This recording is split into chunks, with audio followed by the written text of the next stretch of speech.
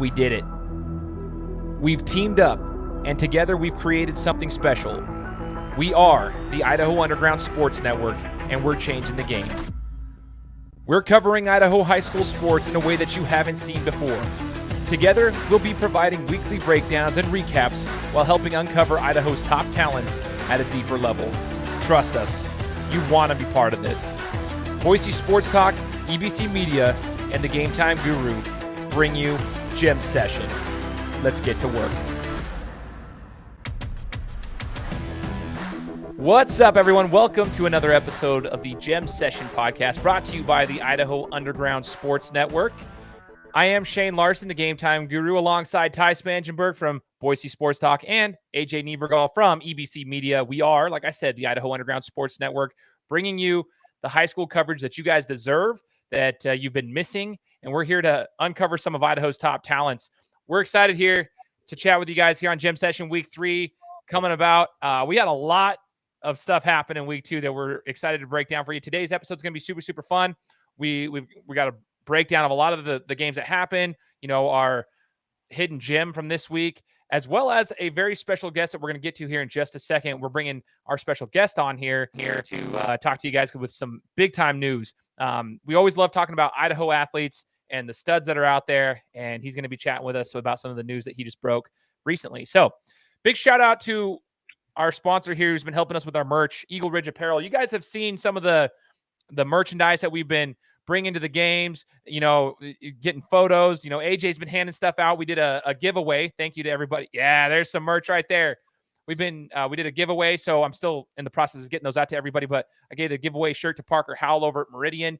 That's from Eagle Ridge Apparel. So massive shout out to Eagle Ridge Apparel here for helping us out with the merchandise. Guys, go check them out as well and show them some love. We love to support the local companies around here because they are, you know, what makes this entire valley go. So massive shout out to Eagle Ridge. Want to remind you guys one last time, I should say. We'll probably remind you every single time we have the show, but follow us on Instagram. That's our main platform. So this show supplements our Instagram page at Idaho Underground Sports. Make sure to go check it out. That's where we're going to be interacting with the fans. It's where we're going to be interacting, showing you guys the stats, the updates, and giving you guys the behind the scenes footage and the on the field coverage, the deep coverage that you guys deserve. Follow us on Instagram at Idaho Underground Sports. Now, special occasion here for us. We're going to be bringing on a very, very talented basketball player. Now, if you followed EBC, AJ's page last year, you heard all about this. AJ and Ty were blowing up this program and this player all last year. And thankfully, as a fan myself, I got to follow those pages and got to learn more about this guy. And now we have the honor of bringing him on. And AJ is going to chat with him. Ty and I will come up with some questions too. But we're going to get to know him a little bit better. His name's Titus Yearout. And we can't wait to hear from him. So I'm going to bring him on real quick, and I'm going to let AJ take it away. Appreciate you. Titus, what's up, bro? How are you? Good. What's going on? Man, thanks for hanging out with us. First off, congratulations on your commitment. You're going to get your college paid for. You're staying local, so we appreciate you. It's going to help us follow you a little bit easier. But I'm just going to jump right into it, man. Why Idaho? I heard the University of Idaho was your dream school. Is that true? Touch on that a little bit. And what led you to commit? Okay. So, yeah, Idaho definitely one of my top schools. My interest that, like, they're in Idaho, man. It's awesome. Like 45 minutes away from Lapway or whatever. So, yeah, it's nice. So, once I'm up there now, like, I could have tons of Lapway fans up there. So, it's great. Yeah, man, that's that family feel. I know you guys are all about that on the res, man. Family first. I really love that. I saw that when I came up and watched you guys last year. I'm heading up again. I'm gonna try to bring my boys with me to check you guys out. But so let's talk about that process. What was that process like getting recruited? I know you had a huge spring and huge summer with Select. You guys beat some of the top teams in the country. You started to get some serious looks. Was Idaho always the front runner? Anybody come in late to kind of push the envelope, or were you kind of always set on Idaho? Okay, so coming in the summer, I had some NAI offers like the Yotes and the LC. So I was coming in the summer with those, and that was about it. since last year, like select kind of the COVID stuff, like ruined a lot of that, you know. Like I couldn't play in front of coaches, and it was. I mean, I still had a good summer, but I couldn't play in front of coaches like this summer, where I was in front of like 80, 50, tons of coaches throughout the whole thing. But no, so Idaho, they knew about me since probably end of this. When I won state, that's when they started getting in contact to me. And this summer, they finally got to watch me in person, and that's when they kind of, like, they knew that they wanted me there in their program. But, Awesome. Yeah, man. I mean, congratulations on the state championship. I think that's your second one, right, in 3 years? my first one. That was your first. Yeah. So you guys won it the year before you were a freshman. Is that right? Yeah, freshman year got third. Okay. Sophomore year got third. And finally. Okay. And then this year, you guys got pretty much everybody coming back. I think you lose a guy or two. You know, you got Cross coming back, Cross Taylor. And I want to ask you about that. And tell me if I'm wrong, but Emmett Taylor is still at Idaho State, correct? Yes. And he is your cousin? Yeah, I'm like really close with him, so yeah, basically like a cousin. Yeah, okay. Pretty much family. So hopefully you get a shot to play against him this year, or excuse me, next year once you get to Idaho if he's still there. But you guys got a really solid team this year. I know you're playing quarterback right now, so make sure you stay healthy, my man. But tell me about what you guys are looking to do this year. Obviously, go back to back, but I know why not? He's blowing up. He's one of the top incoming sophomores in the state. You guys got a squad. Terrell, Ellenwood Jones, one of the best point guards, one of the best facilitators. AJ Ellenwood. You guys are loaded, bro. You guys gonna go back to back for us or what? Yeah, that's the plan, man. So we got all the weapons to do it, and I mean, so let's go do it. Good, bro. I'm excited to watch you guys. So, are you working on trying to get Jack Payne up there with you at University of Idaho or what? Yeah, that's the plan. I'm trying to get my man Jack up there. That'd be crazy if we both went there. So yeah, I know you guys are really close. Club teammate. He visits next week. Okay. Yeah. So Are you probably go up there and try to recruit him a little bit? Yeah. I was gonna say you probably gonna head there and go hang out with your boy a little bit, huh? Yeah. Good. Hey, Shane or Ty, you guys got any questions or what? Absolutely. Yeah, I mean, so you touched on, you know, having U of I close to home. You can have your family be there. Yeah. Outside of that, what are you most excited about? They got the new facility out there. Obviously, a beautiful campus. What are you looking forward to most outside of basketball? Okay, so I went on my visit this last weekend, and like as soon as I got there, like it just had that. I had that feeling, like, man, like I could see myself here, like. I can see myself walking around campus, you know, getting to practice, gonna go eat food or whatever, and just like I just had that feeling in me. And then as soon as we stepped foot in that arena, that's when I was like, "Ooh!" Like that arena was like big time. So we checked it all out, and it's super nice. And that was probably like one of the ceiling things. And when I put the jersey on, I was like, "Man, I look good in this." Like, okay, that fresh fit did it for you, huh? The fresh fit, I love it. Well, hey, you look good. You look good in the jersey. Excited to see you wearing it. Like AJ said, we'll definitely be up there showing you some love, giving you some coverage, and following your career. We're looking forward to it. Yeah, thank you. I do have one last question. You know, you just touched base. Look good, feel good, play good. I'm all for that too. Get the swag. You feel good. You're going to play well. But I do want to ask you, Titus, for anybody who's listening out there, whether they're the high school athletes. Let's see here. What is a day like in the life of Titus Yearout when it comes to your actual workouts? Okay, so actual workouts when it comes to me. So like usually like in a week, I'm lifting like 4 times a week in the weight room. We're doing upper body, lower body all week, 4 days a week usually. Then we have the week off. But like basketball wise, I'm usually in the gym every day. Like during football now, like I'm kind of taking it more easy and doing lighter workouts, like shooting, dribbling, and stuff. But like during basketball, like I'm in there. Usually, I call my coach Zach, and 6 a.m. workouts and stuff. We're in there, get some of the guys to come, and we just get that work in the morning before school usually. And then just workout wise, like I'm constantly just trying to get better at like everything, just dribbling, shooting, passing, speed, jumping, just everything. It's So dope. You're putting in the work, man, and it's awesome to see. You're putting in the work. It's obviously paid off for you as in regards to, like AJ said at the very beginning, you're gonna get your school paid for. You're gonna go to Idaho. You're staying local. Big time stuff coming from you over in Lapway. I think it's so awesome to see an individual like yourself, the hard work that you put in, finally start to pay off. And I wish all the young athletes would pay attention to that. There's work that's required, but eventually, if you continue at it, good things can happen. AJ, anything you want to say before we wrap it up with him? No, man, always good to see your face, to hang out with you. Can't wait to see you play. Keep working, stay healthy, and man, you deserve it, bro. Congratulations. It's huge for the state of Idaho. It's huge for the smaller schools. I know it's huge for you and your family and your community. You guys just maybe the most incredible basketball community I've ever seen and got the chance to experience. So I'm excited to come back up. But congratulations, bro. Thank you. It means a lot. Heck yeah. All right. Appreciate you, Titus.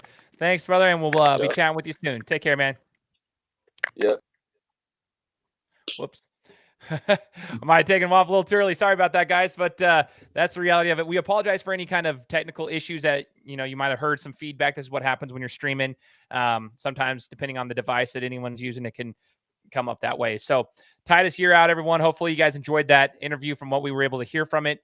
We look forward to seeing his career moving forward. Now, guys, we're going to get into this week's games. This is what we're all about. And I'm going to start with the Battle of the Mountains. That was last week's game of the week. We're going to, shift gears here.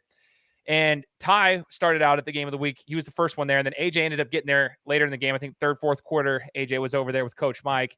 But I want to hear the breakdown here as Mountain View edges out Rocky and hands Rocky a loss at home at Rocky, one of their first losses in years in conference, that is, and kind of shook things up a little bit, proving some of the doubters wrong, proving some people right. Let's hear what you guys have to say about the Mountain View battle as they won the Battle of the Mountains. And I'm going to start with Ty. Ty, I want to know what you got to say about that, man. What you saw, since you were at the game the majority of the time, you were there from the opening kickoff. Talk to us about what you witnessed in that game. So first out, quick shout out to Mountain View's offensive line. Bunch of dogs. They are the reason, them and Quintez Evans, they're the reason that they won that game. They controlled it from the opening kickoff until the final whistle. And that final drive in particular, they needed to kind of chew off some clock and kind of end the game. Impressive work from them. Great play calling. Quintez Evans, our player of the week, 184 yards on the ground, 2 touchdowns. He's over 300 on the season already. What these guys doing is super impressive right now. They just control the game. Physical defense, physical offensive line, smart play calling. I'd like to see them open it up a little bit still in the passing game. Right now, they need to get that going, I think, if they want to stay on top of the conference. But what they did the past 2 weeks, watch out, SIC, because these boys are coming. And they're hungry, too, and they're not afraid to let you know, as you and I both heard this weekend, Shane. So they proved me wrong this weekend. I had to pick Rocky, until proven otherwise, they were the team to beat, right? So I went with the home team there, defending state champs, haven't lost in the SIC in 3 years. I think Mountain View, this is a huge win for them. First win in the Battle of the Mountains in 3 years. I think they won it the first year that it originated, and now this is the first time since. So this is a defining moment for their program right now. And I think they're the clear number one team as of now. Yeah, I'm with you on that. And to touch your face on what Ty just mentioned, we got a couple of messages from the players. We'll say unnamed right now. We won't say the names of the players, but they made sure to let us know that we picked the wrong team on that one for last week. And that's cool. I love that energy. Absolutely. Come out there with the energy. You should be proving us wrong, but make sure to come out with that same energy every single week if that's the case. I'm going to just tell you right now, as an athlete, come out with that same energy every single week. And you better be coming out ready to prove everybody wrong because, we're 2 games into the season. Had a huge win, big time win for that program. But the SIC is stacked. There's a lot of talented teams out there. So the season's far from over. So make sure to come out with that same energy. AJ, from when you got over there with Coach Mike a little bit later in the game, what did you notice? What was the crowd like? And what did you take away from that to bounce off what Ty said? So I got there, walked over, went to see my guy Lane, Cherry Films. Check him out on Instagram at Cherry Films with a Z. Went and saw him. He was leading the cheers over there on the Rocky Mountain side. That was wild and out. That was the craziest I've seen any crowd in person thus far. And then after the game, we made our way over right before the end of the game to the Mountain View side, and they were getting down too. So those two fan bases in the same place at one time is electric. I'll tell you that. I haven't seen anything like that yet since I've been out here. That was a great game. I saw the last part of the third, the fourth quarter, and pretty much what Ty said. Mountain View's offensive line just completely dominated Evans was 5-6 yards, 5-6 yards, 5-6 yards, and in pressure moments too.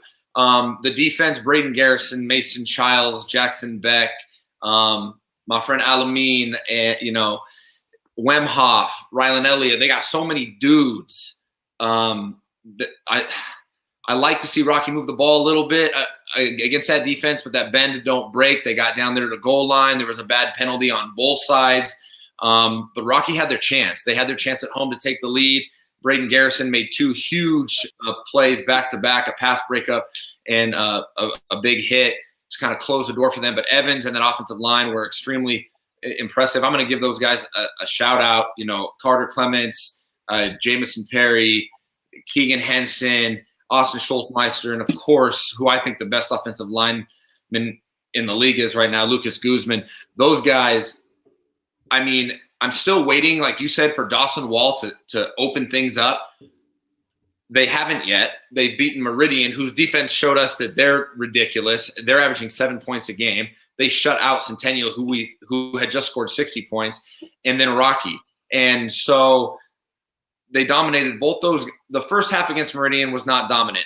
Flipped the switch, dominated the second half. It seems like they dominated against Rocky if their back's going for 184 yards, because that Rocky front seven is silly. They're really good also. So that offensive line at Mountain View, I don't know if Wall has to open it up. I think they may be that good. They're the best position group in the SIC for me as of right now after 2 weeks. And then that linebacking core at the athleticism that they bring for Mountain View is crazy as well. But Mountain View dominated from what I saw. Rocky moved the ball a little bit. Sweeney was efficient again. But Mountain View doesn't seem to be giving up big plays on defense. Owen McBride, the sophomore, with the big, field goal block for a touchdown. He's taking Whipple's spot, and Whipple's a starter. Whipple's not even back yet, so that gives them more depth. They're scary. I don't see them losing in the SIC. Rocky, I think, is going to be fine. Jacobson wasn't back. Thompson, I don't believe, was back. Landon Young is getting incorporated. They did a really good job getting down, coming back, making it a game. It came down to the last couple of minutes. Rocky's going to be fine. They'll be there. But Mountain View is really scary right now. That offensive line is dominant. So, it's interesting. I saw a lot of people writing Rocky off already. I'm like, man, hold up, dude. Like, they fought hard in that game. They're missing arguably the best receiver in the state of Idaho right now. Like, come on now. Like, there's a lot that still needs. Like, give me a break. Like, don't write it. People forget about 4 years of history real quick. Rocky is a team that is going to be just fine, like AJ just said. Any given Friday, right? I do. Touching on your point about Austin Wall and that passing offense, though, I think if they are going to go undefeated and run the table, they have to get that going. They had the blocked kick for a touchdown. That put them up, kind of gave them extra momentum. But then on the other side of it, they had a pick six. Big shout out to Troy Wilkie. That guy is a dog. Watch out for him. And then on top of that, another questionable decision by Wall as he fumbled it. He was getting sacked, decided to throw it away into the backfield. Not really sure on the decision making there. Got to clean that up if they want to remain the best team in the conference, in my opinion. I'm with you on that. I'm going to touch base on this real quickly as we get into our hidden gem discussion as well, because this will kind of bounce into Mountain View. But I am a firm believer that you cannot win a championship being one-dimensional on one side of the ball, which is a running attack only. I do think you need to establish the run to then open up the pass. And we're 2 games in the season. They've played some really, really tough defenses. So I'm not saying Dawson Walls is like, he's not he's not capable, not at all. You look historically at teams that find success. They're pounding the football and they're playing stout defense. They've got that. They just gotta get that passing game cleaned up. Yep, 100%. I think that they'll be just fine. But what ends up happening if you're just run heavy, is then the defense can stack 7, 8 guys in the box. Well, the reality is you've got 5 linemen and 8 guys in the box. It doesn't matter how good your linemen are. You can't block all the guys coming in there. And if you can't make throws, then you open everything up for the defense. So I do think they'll get that rolling. Like Ty and AJ were just saying, that I just think you do have to have that to be able to run through this conference. So going into our hidden gem, though, we're going to talk about Quintez Evans. I want to talk about this guy. 51 carries, 315 yards, 3 TDs. Okay. This dude is doing things. You guys just touched base on him already. Like, this guy, player of the week against 2 of the top defenses. I mean, 5-6 yards a carry. And I go back not to just this week, but also last week against Meridian. It was like those devastating runs for a defense. Oh, the worst thing for a defense is like a 6-yard carry, because then it's like 2nd down and 4, and you're like, well, should we just give up the first down, or should we fight for a stop? Like, it's mentally breaking just as much as it is physically breaking. And Evans he's a stud. I want to know, let's shine the light here on Evans. He's a dog. Can he continue doing this? And what should these people outside of, I'm going to start with AJ, what should people outside of Idaho be looking at for Quintez Evans? We want to shine a light on this guy. He's our hidden gem this week, player of the week. What should we know about him? He's 300 yards already in 2 games.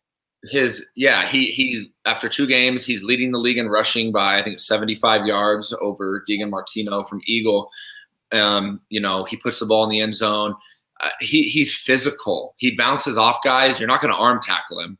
And I mean, I've gotten to know him a little bit already after the first 2 weeks. The kid's confidence is there, and he really appreciates what the guys in front of him are doing. The relationship, if you go back and you watch the clip of our interviews after the Rocky Mountain View game, I asked him a question after I talked to Mason Childs, and his boy, Lucas Guzman, was off camera, and he goes, oh yeah, things are going great, but it's because of this guy over here. And I turned the camera, and then I talked to Lucas for a little bit, and Quintez is, when you've got that type of mindset and you're the dude, I mean, you're player of the week, player of the game last week for us, player of the week this week, everybody's talking about you, your pictures everywhere, your faces everywhere, and you're just, nope, it's my guys. And he's done it against, in my opinion, the top 2 defenses we've seen besides their own. Rocky and Meridian are the other top 2 defenses we've seen, based on who they've played and what they've done, and the numbers and the athletes, that Reynolds and William and Porter and Pinkerman and all those guys. He's done this and leading the league. I mean, they play Bora this weekend, and then they got Eagle, which is going to be a tough one, but Eagle's rush defense has not been good. They just smacked Cuna, but Cuna doesn't run the ball well. They're a pass-first team. So I think he's going to lead the league in rushing if he stays healthy. I think that offensive line is just going to continue to dominate. But his physicality and his shiftiness, and I mean, he's special, but he's also got a special line, and I think they just complement each other. The relationship is there, which for me in sports I think is extremely underrated. The cohesion and the chemistry for me between a back, even a quarterback and his line, the appreciation, the way those guys have interacted in the last 2 weeks that I've seen them during and after the games, they are pushing each other in such a positive way. They want the best for each other. They're going to give that extra effort for each other to be successful. And these guys are just the offensive line is getting a ton of love when, the big guys up front usually don't get that type of love. And you just see there's an energy there, a belief. I'm excited for Quintez Evans to keep doing what he's doing. And I think he's going to have another 200-plus rushing game this week against Bora. And I think his boy Dallas Slocum's going to get in on the action too. So if they stay healthy, Quintez Evans could be the player of the year in the league. Man, there's something to be said about like the cohesion. Like you just said, AJ, there's a brotherhood aspect, because at all levels of football, it's great and all until there's adversity. And if you can stick together and have that cohesion, you can have that, unified feel. When you face that adversity, you don't fall apart from each other. You have each other's backs. And you can tell first 2 weeks, they've already faced adversity. They were losing to Meridian at home. They were facing a very, very difficult Rocky team on the road. You know what I'm saying? Like those are 2 very tough matchups to start. And the fact that you just, bringing up those leadership traits that he has, that's outside of just the skill set. that he has, which is unbelievable. But the leadership traits that Quintez Evans has shows like that's the thing. He's given credit where it's due. He understands that he's not where he is right now without them, but understands, like they do work together, and that's what it is. That's what makes him super scary, but also super special. Ty, you have anything you want to touch base on with Quintez? I think between you and AJ, you summed him up well, and just kind of how their team is as well. Dallas Slocum, AJ, you just brought him up. He's over 100 yards on the season also. So between the two, they've got 400 yards rushing in 2 games. Back to Quintez specifically, though, AJ, you touched on it. He kind of passes the spotlight onto those other guys that are there supporting him and helping him do his thing. I've noticed that same kind of humble approach from him as well. We're obviously social media based. We're out sharing posts, putting his face everywhere. But what I've noticed is that he himself isn't putting his face everywhere, right? Everyone else is talking and, blowing him up, gassing him up a little bit. He's not doing that for himself. And from an outsider's perspective, I like that. It's, something most people might not notice, but I have. We're on the gram all the time. So we see how these guys are and what they're doing. And I've liked that approach from him. He's kind of maintained a humble attitude while putting in the work. Absolute stud he is. That's the thing. I'm looking forward to seeing what he does moving forward. But again, guys, this is our hidden gem, Quintez Evans, running back for Mountain View High School. I wanted to touch base on this. I know this wasn't actually necessarily like part of our agenda of the show, but I do need to say something about Max Clark at Capital. He was also, we had co-players of the week this week with our Instagram page. So again, follow us at Idaho Underground Sports on Instagram. That's where we're posting all of our information.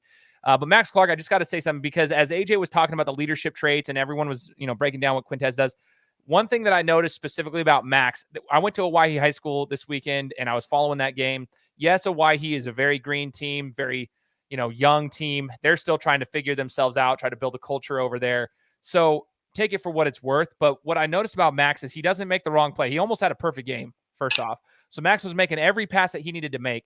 And then secondly, the one thing I wanted to touch base on was at the end of the half, I think they were already leading 35-7, if I'm not mistaken, at halftime. He was the closest guy to the end zone. He was going to come run right past me to go towards the locker rooms. Because he had just ran with the ball, got knocked out of bounds or whatever, and he was the closest one out. The play was supposed to be over. Half was going to start, and they were going to go to the locker rooms. But what he did is he turned around, hands the ball to the ref, and he waits in the end zone for every one of his teammates to come through. He gives every single one of them a high five. Now, I didn't tell him this or anything like that. I was just kind of watching it and observing it. High fives every single one of his teammates, and he waits for his very last teammate to come off the field, and he goes to the locker room with him. And that just showed me like something that I just want to touch base on is Max Clark's leadership ability is what makes him scary as well for that Capital offense. And I wanted to give him credit for that because I noticed that he gave everybody a high five. They were all coming off the field. They had a dominant first half. His receivers did a lot of work. His linemen did a lot of work, and the defense did a lot of work. And then he waits till his final teammate comes off, and he goes off with him. That to me just shows the little things that you need to be doing if you want to be a leader. That's how you do it. And Max Clark, even though had a pretty much perfect game, he put the team ahead of himself, and I thought that was pretty cool. Just wanted to touch base on him real quick because that kid's a sniper. We're going to see, as the season goes on, they face tougher defenses, what Capital is really capable of. But I will tell you this, he made the plays that he was supposed to make. So that's all you can do. Like, you're asked to make the plays, and that's exactly what he did. All right. We're going to get into some conversation here that might ruffle a few feathers, but I'm excited for it. So let's take a second here and talk about our power rankings and where we've got everybody at. So, all right. We put out a post on Instagram about, where everybody else thought the top 5 should be. And there's some, we pretty much seem to have pretty close top 5s, but it's that 6, 7, 8 type of spot that's going to be kind of tough. So let's take a look here. Okay. Talking with our power rankings, breaking it down. I'm going to start with Ty on our top 5 and why we have them ranked the way that we have them. So Ty, go ahead and start with our top 5 and tell the audience where we've got them. Absolutely. So number 1, we got Mountain View, fresh off biggest win of the season so far. Undisputed number 1 in my opinion. Right below them, the team that they just knocked off, we got Rocky Mountain. For me personally, I think for any team to jump Rocky, they have to beat Rocky. That's for me as simple as that. So if you don't beat Rocky, you're not going to be ranked ahead of them in my opinion. We'll touch base on that later, I'm sure. Number 3, we still got Meridian. Big win for them. We saw Centennial come out with a 57-point outing in week 1, followed by a 0-point outing in week 2.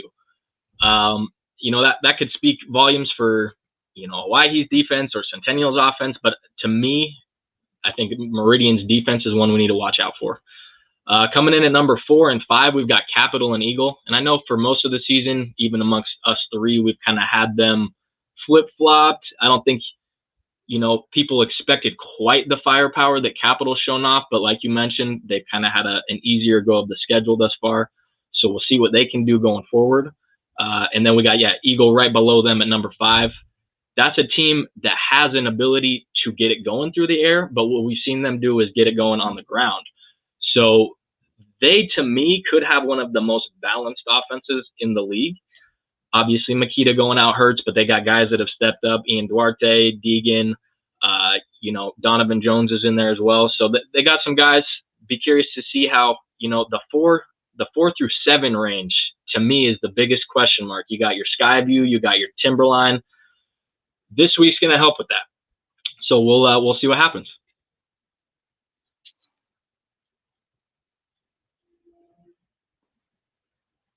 I can't hear you, Shane. There you go. There we go. Good call. This week will be very telling. Okay. Thank you for saying that. So this week will be very telling for a lot of those teams, especially that 4 through 7, like Ty said. But I'm right there with you. There's a reason we talk about this together as a team. Us 3, who should we put where? The Capital, Eagle, and Skyview. There's this whole conversation there. This week will be telling there. Skyview, we got a good game coming up this week that I wanted to talk about too. We got some surprising games to keep an eye on. But as you're looking at our power rankings going through there, don't take offense to it, but you guys have to understand, there are certain teams that might be like, oh, that's not fair. Well, guess what? Centennial came out, they were running their mouths a lot after their first win, and then they put up a goose egg. Okay. So there you go. And then Boise last week, I was proven wrong. So here's my formal apology to Boise for this week. Okay. I apologize for the directness of my words last week. That's what I'm going to say. But you better come out and prove it against an actual 5A solid opponent. Okay. I want to see that, but I apologize to Boise. But see, when teams and the fan bases they have these unrealistic expectations, and then people like Centennial come out because they hung almost 60 whatever it was on Hawaii in the first game, and then they come out and get smacked right in the mouth against Meridian. That's where I'm like, okay, you guys, you got to prove something. Okay, you got to prove something. So this Capital, Eagle, Skyview, Timberline, that whole mesh is going to be so much fun to watch. So much fun to watch. So that's why before we get into our actual game of the week, AJ, I want you to talk about these games. These are our surprise games this week. We got Timberline, Meridian, and Boise Skyview specifically. And then you even touched base on another one, which is Capital and Centennial, if I'm not mistaken, right? Okay. Yeah. So let's talk about our surprise games this week. I want you to talk about why you're excited for these games, because these are the ones that they're not our game of the week. We even have a better game than that, but these are some really exciting games. Yeah, man. Timberline with Markham and Zenner and Bridges, who's one of the top receivers in the league. They've got some serious dudes over there. It's going to be fun to see how the front 7 of Meridian deals with Markham and Zenner and those guys, because Meridian against Mountain View in the first half was very solid up front, and then they got pushed around. I'm going to give a shout out to a guy that didn't play week 1, but he did play week 2, and he had a very good game. He helped force an interception, had 4 or 5 tackles, and that's my guy Corbin Meisner, who's in the middle of the defensive line, nose tackle. He stepped in, did a really good job. Pinkerman, Hartso, you've got that front with William and Reynolds and those linebackers. It's going to be really fun to watch those guys chase Markham and Zenner around, because Nathan Reynolds may be the top linebacker in the league. Braden Garrison for me is so far, he's there, but Nathan Reynolds he may have the highest ceiling. But that game's going to be a lot of fun. It's going to be fun to see Zeke Martinez, the freshman quarterback, younger brother of who I think the top quarterback is maybe in the state, Malachi Martinez. Zeke Martinez stepped in, came in the second play of the game, was super efficient, 200 yards, 3 touchdowns, real confident. He doesn't look like a freshman. He's a man. And to see him play against a team who I think is going to have a little bit better defense, I'm assuming, in Timberline. They're 2-0. They're feeling good about themselves, scoring a ton of points. But it's going to be interesting because Centennial scored a lot of points against Meridian defense. So is this Meridian defense as real as we think? We're going to find out against Timberline, because last year Meridian was beating Timberline. I'm going to bring this up. And they were up a couple touchdowns with, I think, 2.5 minutes to go. And they subbed some guys out and ended up losing on a Hail Mary at Meridian.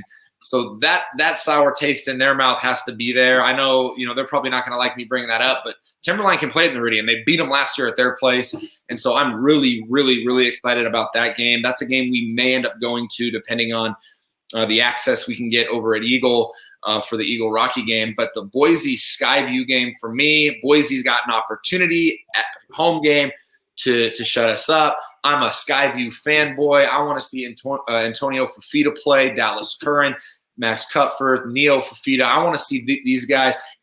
I'm going to go out there. I'm going to highlight this game. I'm going to be there Thursday. We just found out today that we're going to be able to have access to that game. I'm going to get out there and I'm going to highlight that game. So tune in Thursday for Thursday Night Football. Love Thursday Night Football. I want to see what Boise's quarterback is all about. I want to see what Skyview's all about. Because I think Skyview they're still my dark horse, man. I just think there's a different edge out there.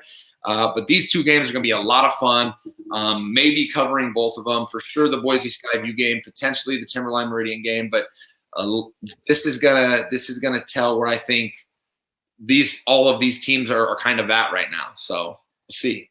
Man, that the whole Timberline Meridian flashback, you're probably going to ruffle some feathers there too, piss off a lot of people, but I'm sure they haven't forgotten that. It's not like that's what happens. You got to remember those times you lost on a stupid Hail Mary. I remember that when that happened. That was brutal last year. So stupid. Knock the ball down. Like that's whatever. Whatever. So anyways, just remember, knock the ball down, and we'll see. Yeah, they have a solid attack, but Timberline's, like you said, their quarterback and running back duo, like that's hard. If you got a quarterback who can throw the ball and you got a running back who can run the ball, like you've got to plan defensively. It's really going to test Meridian's defense. I'm super, super stoked for that game. And I want to ask you this question, both of you, and maybe Ty can give me his thoughts too. But a lot of people writing Meridian off as soon as their starting quarterback goes down with a shoulder injury against Mountain View. Malachi goes down. Younger brother, obviously, Zeke steps up this week, but also Brady Lindley. Got to give him shout out too. Both backup quarterbacks are more than capable of leading this team, in my opinion. But how much of that performance on Friday night was, Centennial didn't have any film on Zeke compared to, it's Zeke's actual natural ability? I want to know, because we see that a lot when the quarterback, it's brand new quarterback, no one has film on him, nobody has any way of understanding how he plays. How much of it was that compared to Zeke's actual ability to sling the rock? I don't think it was that, personally. I think the real ones knew what Meridian had in their quarterback room, whether it was Malachi, whether it was Lindley, or whether it was Zeke. For me, the way that Zeke and Malachi play, very similar in a lot of ways. So I don't think it's a situational thing that they didn't know how Zeke was going to play. Zeke's a dog. He's going to go sling it just like his older brother would. For me, I think it's a testament to how polished of a quarterback Zeke already is. To come in, especially against a team that, they had a lot to say after week one. So to go in there and just play, that was a clean game. I think he only had 4 incompletions or something like that. Found the end zone 4 times, including that dot to Tyson Acree in the back of the end zone there. For me, that wasn't that Centennial didn't know who they were going against. That was just Zeke Martinez being Zeke Martinez. And I think we're going to see a lot more of that. I don't know how long Malachi's supposed to be out for, but they're in good hands there still. I think there's a little bit, like what you just said, those who knew kind of knew. I was talking to, I think it's one of the freshman coaches. He plays for the Idaho Horsemen receiver, and he was talking to me about Zeke. And he's like, oh, yeah, a lot of the Valley didn't know, but everybody knew, in that program, they knew what he was capable of. So that's what I was wondering what your guys' thoughts were on that. We were talking about that last week behind the scenes. We were talking about, should we talk about them starting Zeke? But we didn't go there, okay? Because we had heard great things about Lindley. We continue to hear great things. And we wanted to bring it up and talk about it and be like, hey, maybe Zeke should start because, you know, in my opinion, he may be the best incoming freshman football player in the Valley, but we didn't. And then sure enough, boom, this kid just jumps on the scene and here he is. We get to deal with him for 4 years. So that's not a bad problem to have. Pretty sweet, pretty special. So, you know, AJ alluded to it earlier. We've got a game of the week that's pretty special, and that is going to be Eagle versus Rocky. We said it before. This is kind of like this week. These matchups, week 3 matchups, are going to be very telling for a lot of programs. This Eagle Rocky matchup is going to be pretty special. It's going to be telling. Can Rocky bounce back after their first loss in forever? It seems. Can they come out there and actually lay it down? Can Eagle continue with their, you know, high-powered offense? You know, how much of that is the opponent that they're playing? You know, they played BK, who's a very, very solid opponent. They played CUNA, who, let's just call spade a spade. That they are who they are. They're not that special. So now they get a true test. Let's see what it is. What are we excited for on this one? Again, we will try to cover this game. We are in contact with some of the people to see if we can get access to the game. If we cannot, though, we'll still provide you the updates that we get when we get them from that game. But we're going to try to be there. If we are not allowed, we'll be going to other games because we have access to other games as well. So, AJ, starting with you, Eagle Rocky, what are we excited for in this one? Man, so all these kids know each other. They're all best friends, and this week they hate each other. Okay, so it's fun to watch. I think it's going to be a very good football game, but I'm going to jump straight to this. I don't think Eagle's going to push Rocky Mountain around on the ground like they have BK and like they just did CUNA. They're not going. Deegan Martino is averaging 18, 20 yards. 14.7. 14.7. Thank you, my man. But 14.7 that's ridiculous. That's silly. So I don't think that's going to happen. I know Benson likes to run the ball. He's dual threat. That's why they went with him. I don't think he's going to be running around like he's been running around. They're going to have to pass the ball. They have the weapons. You got Michael Justice, Donovan Jones, Ian Duarte, who not a lot of people know about yet. You will. He's a potential big-time football player. Transfer. So they're going to have to show me something. And I think Art Williams is going to go over 100 yards for the first time this year because that, like I said before, that Eagle rush defense has not showed me anything yet. I know you held CUNA to 7 points. You feel like he showed up. CUNA we saw Luke Wakanga the first week over 400 yards. That's what they want to do. All their best athletes are wide receivers. Their run game is, whether that's because of the offensive line isn't quite there or whatever, that's just not going to be what they've seen before. I think Eagle is going to run into something that I hope they're prepared for because this is going to be a really difficult game for them, especially after Rocky Mountain just lost at home to Mountain View. Tough game for Eagle. At least it's at home, and Eagle has something to prove. Gonna be a fun one, dude. Gonna be intense, high energy. It's gonna be jam-packed. I hope we get to be there. A lot of great athletes, great receivers, you know, is going to be a good time. But Rocky Mountain is coming in, and Eagle, it's time to prove yourself. You know, if you're going to be a top 3 team in the league, it's that time. So I'm excited to see what Ty has to say about this one. Yeah, so I mean, I think Eagle has the unfortunate circumstance of facing Rocky after their first loss in the SIC in 3 years. I'll lead with that, and I'll keep the main point with that being, especially so Eagles specialty offensively so far has been running the ball. Well, Rocky just got ran 270 yards on them this last week. So what do you think that they're working on in practice all week? Probably making adjustments on stopping the run. So I think Rocky's going to come out. Their defense is going to prove a point. They've got the secondary to back this up, what I'm going to say next. Eagle has to, just like Mountain View, Eagle has to get it going through the air if they want to win this game. I like Benson. I think he's one of the top 3 quarterbacks in the state. That might be a bold statement. He has the ability to air it out. Whether they do that or not this week, you know, that's up to them, right? But in order for them to win, they have to get it going through the air. You mentioned Duarte. He's getting looks from he's getting fan mail from Pac-12 schools. So, you know, that's a dog to watch out for on the outside. Rocky, I mean, I think you nailed it. Art Williams, he's going for over 100 yards. We saw week 1, Eagles rush defense allowed. What did Seth end up with week 1? 317 or something with 5 touchdowns. Yeah. So Art Williams, he hasn't really popped off quite yet. He's been putting in great performances. I think this is the week that he pops off, legitimizes himself as one of the top backs in the league. This is Rocky's game to lose, in my opinion, even with it being at Eagle's a tough place to go play. They got I don't want to describe them as a hostile crowd, but it's just a chippy environment. Every time I've ever been to an Eagle Mustangs football game, that's just how it is. So I think Rocky's got a test there, but I do think it's their game to lose. And it's going to tell a lot about both teams. Talking about the Eagle fan base, I love some of the guys I coach that are from Eagle and so forth, but I got a history with their fan base, man. I got a history over there. Go ask the 06 state champs, 05, 06, the 05 state champions, but the year we graduated 06. What happened with the brawl between Meridian and Eagle? We'll just leave it at that. Go remember that. Have them converse about that, but go ask some of the alumni from Eagle and Meridian what happened in the parking lot after one of our basketball games between both fan bases because of the football game that happened earlier in the year. So anyways, good times in high school. Woo. Yeah, good stuff. So as we're wrapping this one up, we're gonna go ahead and get the picks from Austin Bolt. You know that he's got the lightning round from us, like he does the lightning round with us each week. But like last week, he's not available to be on live with us because he's got a life.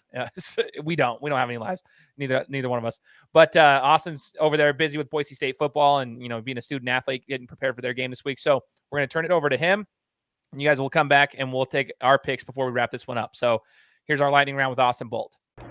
Hey, this is Austin again with my weekly picks, and I got Boise at Skyview, and I got Skyview winning. I got Bora and Mountain View. I got Bora, of course. I got Capital and Centennial. I got Capital. Kuna and Hawaii. I got Kuna. I got Meridian and Timberline. I'm going to take Meridian, and then Rocky at Eagle. I got Rocky. All right, so there you have it. Now Bolt is struggling in the picks for the week. I'm following right there behind him. So we'll see if he can right that ship this week with his picks. But going into this week, we're going to start with AJ, go to Ty, and then I'll wrap it up with my picks so that we can keep the track of them as we go into, week 3 of the season. So Ty, let me pull this down real quick. What are your picks for the week? Or sorry, AJ. I said we start with AJ. AJ, what are your picks for the week as we get rolling with these big games in the SIC? All right, I'll make it short and sweet. So Skyview at Boise, Thursday night football. These Skyview guys, I mentioned something I tweeted earlier today, which Twitter's a new thing for me. Go follow me, check me out. But I talked about coming to the game. So I want to highlight these teams. So I think Skyview's going to come out. I think they're going to put in a performance. I got Skyview winning that game handily. I'm excited to see where Boise's at. I'll wait for that one. Kuna, Hawaii. Kuna, I think, is going to throw the ball all over them. I think their receivers are going to be way too much for Hawaii secondary. They're young. They're developing a new school. They'll get there. They've got some ball players, but I think Kuna will actually end up winning that game by probably 2-3 touchdowns, throwing the ball all over the place. It could be an entertaining game because Hawaii's offense isn't horrible. Then we got Capital at Centennial, rivalry game, the real CHS. I think this game is going to be closer than I think you two think it's going to be. I think Capital's offense may be the best offense in the league. We have to wait till they play some of these other defenses. But Avery Downey, Ethan Castillo, like you were talking about last week, Ty, Cody Walk, Nate Cherry, Jacob Olson, Max Clark, those are weapons. And I don't know if they're going to be able to, be stopped by anybody. I haven't got to know their offensive line real well or their defense, but I think this is going to be a close game. I think Kyle Shabbat comes back for Centennial. It's at Centennial. Like I said, Centennial just got, shut out and shut up. I don't think that's going to happen again. So I think it's a closer game. I'm going to take Capital. I think they're just going to be too much physically. That Centennial defense is not very physical. I like Fabrice DeTorum. He's a freak sophomore defensive lineman. He was impressive against Meridian. But I got Capital in that game. Meridian Timberline at Donna Larson, maybe going to this game. Taylor Markham, going to be fun to watch how he does against this Meridian front seven. Like I was saying, Meisner and Pinkerman and Hartsoe, Reynolds, William, all those guys. Zenner's a dual threat guy. That's going to be a fun game. I'm going Meridian. I think Meridian offensively is deceptively very good. With that receiving core is maybe the second or third best receiving core in the league, because Akery's not talked about a lot. He's a baller. Thacker, Riley, they got some weapons there. Cross is having a great season so far. So I like Meridian in that game. I like Meridian defensively, I think, better than Timberline's going to be. And offensively, I think Meridian's going to be able to do some things there. That they're very creative and they spread the ball around well. I got Meridian in that game. And then Mountain View Bora, I think Evans goes off. Slocum's going to go off. Hopefully, I think Wall's going to have a nice game, start building that confidence. I think that will be a blowout Saturday morning at 11 at Donna Larson if you're not doing anything. And then game of the week, I wore the purple today for a reason. I didn't pick them last week at home, which was very difficult. I will pick Rocky this week. I think they're one of the top teams in the state, potential state champ. They're going to clean things up. They're going to get some guys back. Eagle, a bunch of my dudes are over there. Gage Jones, Donovan Jones, those are my boys. Carter Davis. But I've got Rocky coming off a loss at Eagle. Art Williams against that rush defense. I like Rocky. So that's the route I'm going. Let's hear you, Ty. Let's see what you got. Yeah, so you guys are interested about the Skyview Boise game. I think Skyview rolls in this one. I got a 30-point victory for them in this. Kuna Waihi, you kind of touched on it. I think that this could be a high-scoring game. I think we got two lower-tier defenses in the league here. Probably the bottom two defenses, if I had to say. I do have Kuna winning this one. I think it might be a little closer than what you said. I got a 7-point victory for Kuna here. Capital at Centennial, battle for the real CHS. To me, Capital and Meridian are two very similarly skilled teams. Different, but similar. And we just saw what Meridian did to Centennial. I'm expecting a similar outcome here. I got Capital winning. I'm going to take them by 30 as well, actually. Meridian Timberline, this is my 1A to the 1, or my 1B to the 1A game of the week. This to me is just as telling as a game as the Rocky Eagle game will be. It's really going to place both of these teams. We're going to figure out where these guys belong, right? I already picked against Meridian once. I don't think I can do it again. So I'm going to go with the Warriors in this one. I'm going close game. I'm going 7 in this one. I think ultimately it's going to come down to arguably maybe final possession of the game, because there's two high-powered offenses. I don't know enough about Timberline's defense right now, but we do know Meridian's D stout, so I got them in a close one. Mountain View Bora, I think we got the Mavs in a landslide on that one. Bora's put up some points against some of the kind of mid-tier teams in the league, better than what the lower teams have done, right? So I'm curious to see what Bora can do this week, if they can, maybe get some defensive adjustments figured out, but ultimately they're not going to hang with the Mavericks. Got the Mavs, another 30-point outing in that one. Game of the week. Going to stick with you on this one here, AJ. I am going to go with my alma mater, Rocky Mountain Grizzlies. I think, like I said, it's their game to lose, and I don't think they're going to. Man, I don't think we're veering too much from each other here at all this week. I'm taking Skyview over Boise. Now, don't get me twisted here. I'm curious to see what Boise I hope Boise wins just for you. Dude, I'm taking Skyview over Boise. And I actually think it'll be probably a 2 or 3 touchdown game. I love Skyview's energy. AJ alluded to it earlier. I like their fan base. There's something just different. I don't know. There's a weird energy over there, and it's in a good way. So I want to see if they can continue to ride that energy and continue to win football games. We'll see. This is going to be a good game for them. Skyview wins it. Now, here's where I don't know why I'm doing this, but I'm taking Waihi over Kuna. And here's why. Watching Waihi play ball, yeah, their defense is very, very lower level. So is Kuna's.